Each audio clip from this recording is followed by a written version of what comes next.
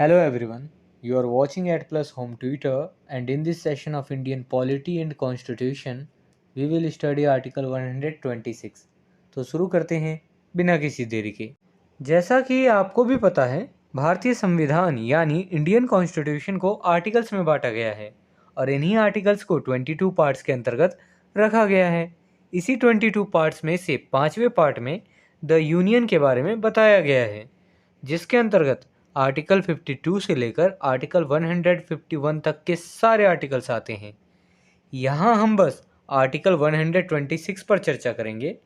देखिए, article 126 part 5 के chapter 4 के अंतर्गत आता है।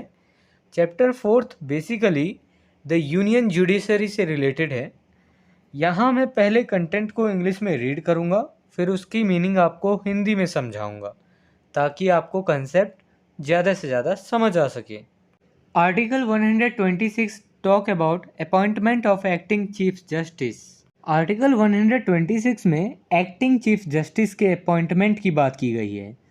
अब यहाँ पर एक्टिंग चीफ जस्टिस बताया गया है, मतलब जो व्यक्ति एक्ट करे चीफ जस्टिस की तरह।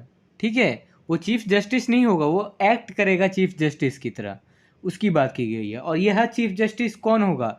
यह हाई कोर्ट का चीफ जस्टिस नहीं होगा, यह सुप्रीम कोर्ट का चीफ जस्टिस होगा। कोई व्यक्ति अगर मान लीजिए चीफ जस्टिस नहीं है तो उसके पद पर जो है चीफ जस्टिस के रूप में एक्ट करेगा, उसकी तरह उसके कार्य मतलब ऑफिस के कार्य करेगा, तो उस के लिए यहाँ पे एक्टिंग वर्ड का यूज़ किया गया है। तो एक्टिंग चीफ जस्टिस के अपॉइंटमेंट की बात की गई है।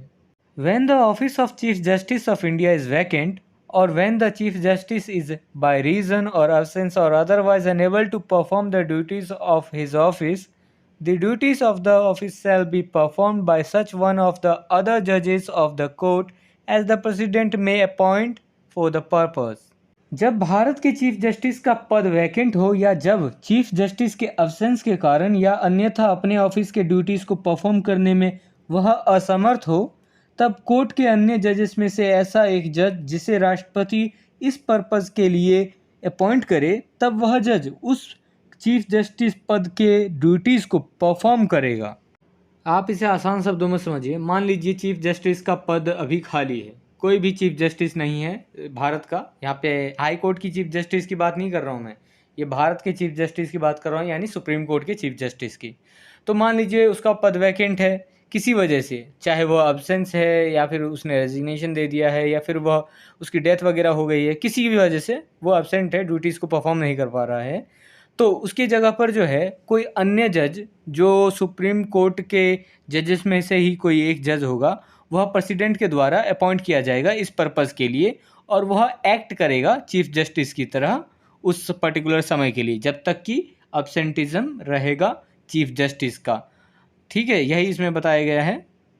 If this video is helpful for you, then please like and share this video, and if you want see some more these type of videos, then subscribe the channel and click the bell icon and select the all option for upcoming videos.